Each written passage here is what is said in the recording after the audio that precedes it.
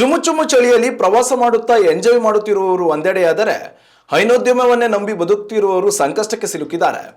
ಮಳೆ ಬಂದರೆ ಬೆಳೆ ನಾಶ, ಚಳಿ ಬಂದರೆ ಹೈನೋದ್ಯಮ ಕುಸಿತ ಎಂಬ ಪಾಡು ನಾಡಿನ ರೈತರದ್ದಾಗಿದೆ. ನಾಡಿನಲ್ಲಿ ಹೈನೋದ್ಯಮವನ್ನೇ ನಂಬಿಕೊಂಡಿರುವ ಅನೇಕ ಕುಟುಂಬಗಳಿವೆ. ಆದರೆ ಇತ್ತೀಚಿನ ದಿನಗಳಲ್ಲಿ ಹಸುಗಳ ಹಾಲಿನ ಇಳುವರಿಯಲ್ಲಿ ಭಾರಿ ಕುಸಿತ ಕಂಡು ಬಂದಿದೆ. ಹೈನೋದ್ಯಮದಲ್ಲಿ ಎತ್ತಿದ ಕೈ ಎಂದರೆ ಚಿಕ್ಕಬಳ್ಳಾಪುರ ಜಿಲ್ಲೆ. ಇಲ್ಲಿ ಹಾಲು ಮಾರಿ ಸ್ವಾಭಿಮಾನದ ಬದುಕು ಸವೆಸುತ್ತಿರುವ ಅನೇಕ ಕುಟುಂಬಗಳಿವೆ.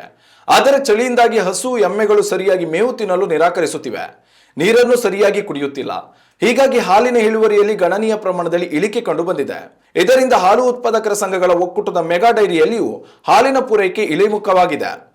ಕಳೆದ ಕೆಲವು ದಿನಗಳಿಂದ ಚಿಕ್ಕಬಳ್ಳಾಪುರ ಜಿಲ್ಲಾ ಹಾಲು ಉತ್ಪಾದಕರ ಸಹಕಾರ ಸಂಘಗಳ ಒಕ್ಕೂಟ ಕೋಚಿಮುಲ್ ಮೆಗಾ ಡೈರಿಗೆ ಪ್ರತಿದಿನ 25,000 ಲೀಟರ್ ಹಾಲಿನ ಕೊರತೆ ಉಂಟಾಗುತ್ತಿದೆ.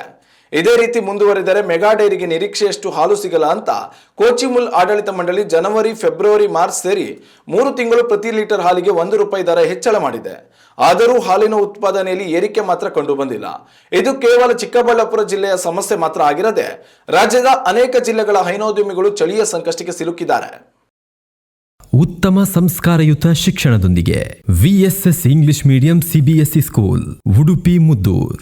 ನರ್ಸರಿಯಿಂದ 10ನೇ ತರಗತಿವರೆಗೆ ಶಿಕ್ಷಣದ ಜೊತೆಗೆ 5ರಿಂದ 10ನೇ ತರಗತಿವರೆಗಿನ ವಿದ್ಯಾರ್ಥಿನಿಯರಿಗೆ ಉತ್ತಮ ಹಾಸ್ಟೆಲ್ ಸೌಲಭ್ಯವೂ ಇದೆ.